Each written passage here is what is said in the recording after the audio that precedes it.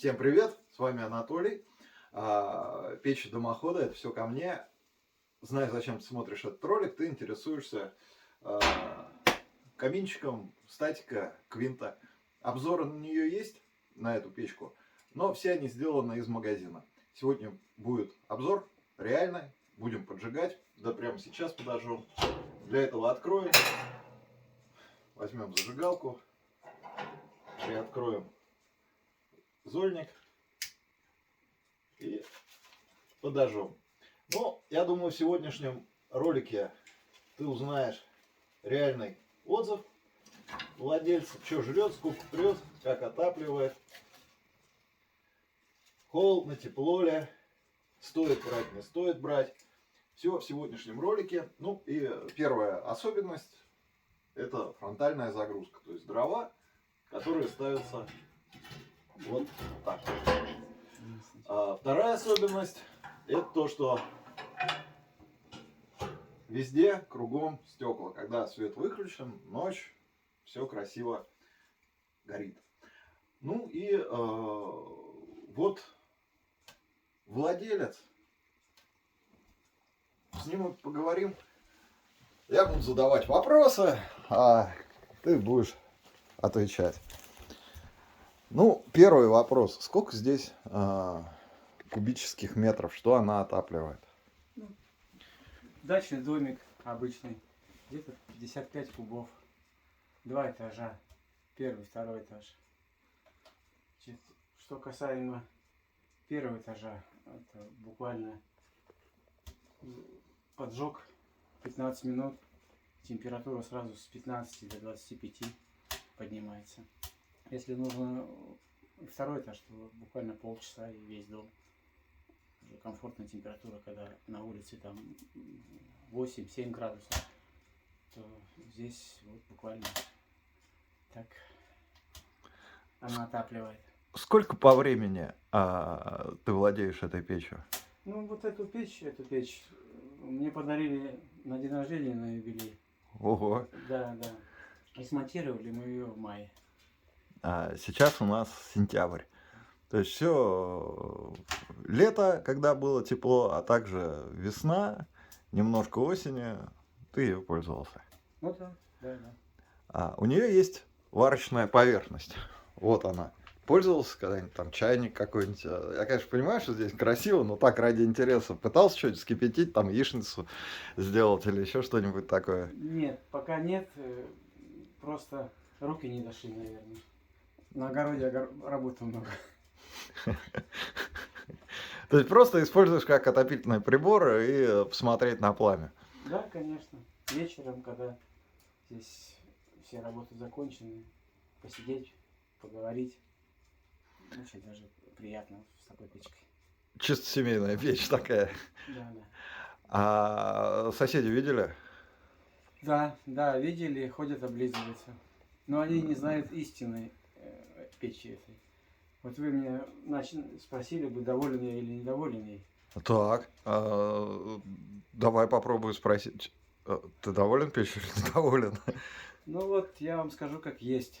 То есть до этой печи жили, не тужили, нормально. Сезон с мая по сентябрь, как положено. На улице тепло, солнце светит, мы здесь.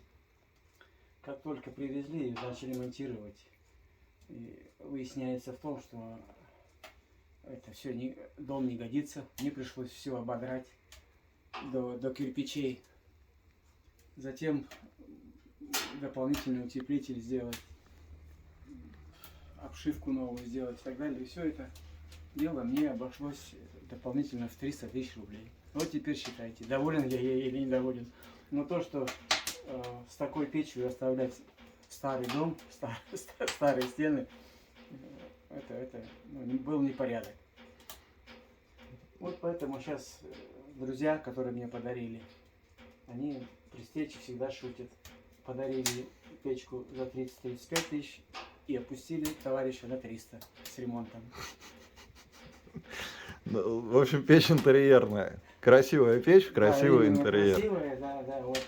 Ну и то, что вот сейчас, конечно, мало того, что приближается зима, Мы, если что, в Сибири, на Да, Алтае. придется мне еще тратиться и на зимнюю амуницию, лыжи и так далее. То есть будет желание прийти зимой сюда. Затопить печь, посидеть, поговорить, попить чай и так далее. Скажи, пожалуйста, стекло коптится часто, не часто, или самораскапчивается, или приходится тебе Самая чистить? главная особенность, вот, насколько я понял, если оно немножко закоптилось, потом температура достаточно в топке набирает, и она каким-то образом сжигает эту копоть, и стекло уже будет прозрачное и чистое. То есть вот так особенность такая. Или это у всех каминов, или я не знаю, только у этой печи. У всех хороших каминов такая особенность, что есть самораскапчивание стекла. Вопрос, когда вот я работал в магазине, продавал эти печи, вопрос, который возникает у потенциальных покупателей, даже не вопрос, а какое вот потенциальное нарекание. Дрова обычно кладут горизонтально, а тут вертикально. Есть какие-то недостатки у вертикальной загрузки? Или без разницы вообще? То есть ты мучаешься с ней, загружая, или не Нет, мучаешься? мне кажется, с этой точки зрения здесь может уже даже, вот вы сами поняли, дровишки любого размера, там и маленькие, и высокие, загружать удобнее. И достаточно большая, значит, дверка, тоже удобно. Раз сбросил, набросал туда и все. То есть вертикально, мне кажется, даже удобнее пользоваться. Так что дрова красивые.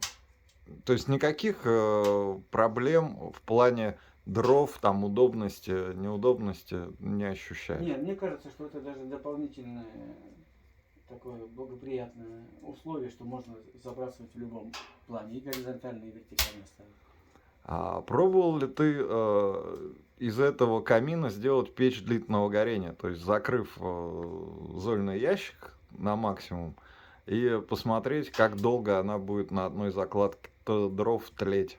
Ну, специально я это не делал, но то, что вот при растопке открываешь, зольник вообще можно не открывать, это только вот заслоночку, а потом закрывает, конечно, оно горит медленнее, дрова дольше горят, это, конечно, плюс тоже большой. За сколько примерно прогорает при открытом зольном ящике дрова и при закрытом? Какая разница Ну, в часах? при средней закладке, наверное, в 2 раза где-то. Если при открытом зольнике, допустим, средняя закладка будет там час 20, то при закрытом там минимум 2 часа он будет гореть.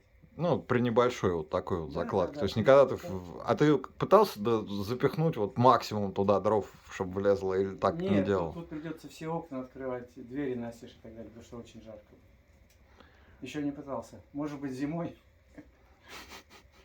Ну, посмотрим.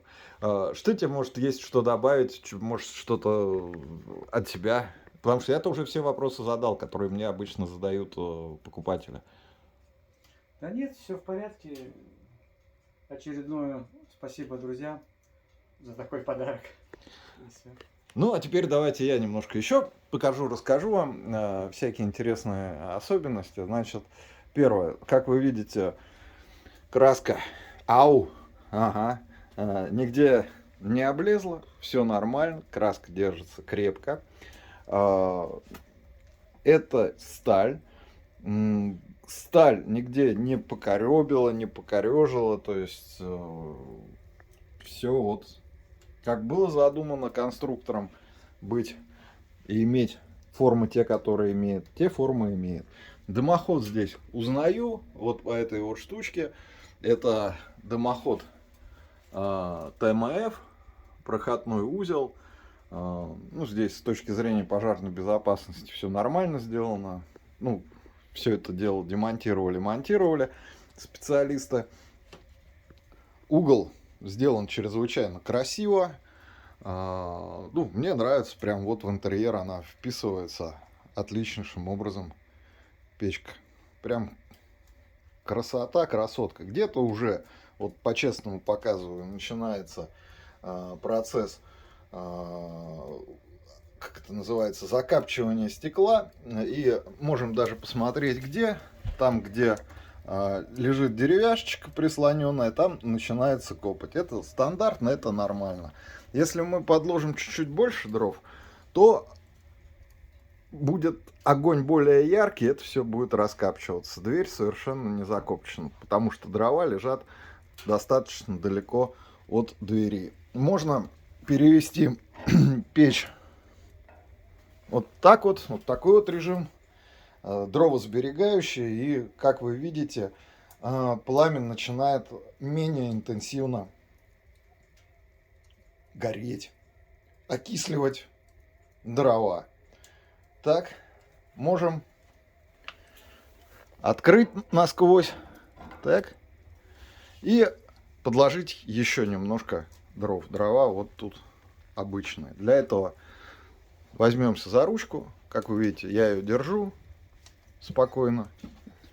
Она холодная. Откроем.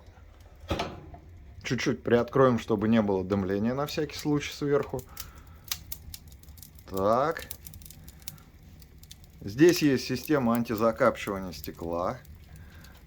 Внутри вы видите топку. Топку нигде не покорежила, не изменила она своей геометрии. Колосник. И немножко дров. Ну, совсем здесь немного дров. Ну, доложим еще. Видите, проходят длинные деревяшки внутрь. Достаточно удобно.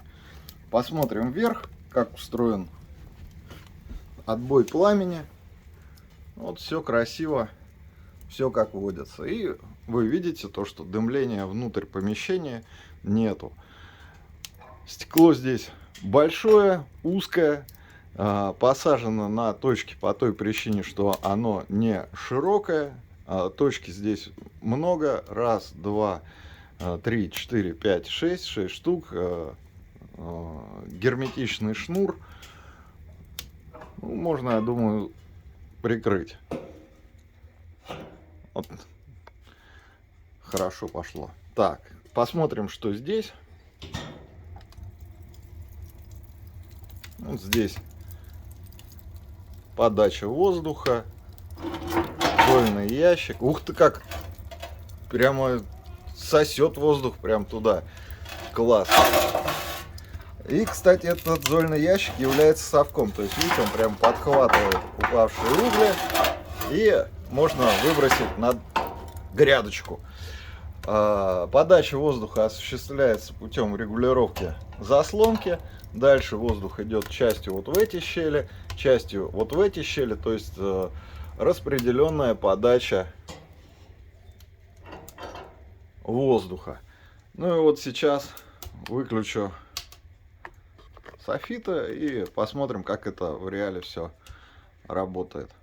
В реале все работает. Прям, ну что, красота. Вот теперь я могу сказать, что обзор вот 100% завершен. Где взять, сколько стоит? Видите, ТМФ. Все есть по ссылке снизу. Ну и спрашивайте в лучших магазинах России и не только России, продается во всех странах СНГ, и в Европе, и в США, и где только не продается. Это, кстати, один из самых продвинутых каминов, недорогих, бюджетных, в линейке ТМФ. Там целая серия статика, которая отличается количеством вот этих вот стекол. Есть угловые камины, есть прямые камины. На этом все. Наверное, надо поставить лайса за вот такую вот красоту. А инженеру-конструктору, который придумал вот такую вот замечательную конструкцию, выдать премию. С вами был Анатолий. Лайк, подписка. И бегом в магазин.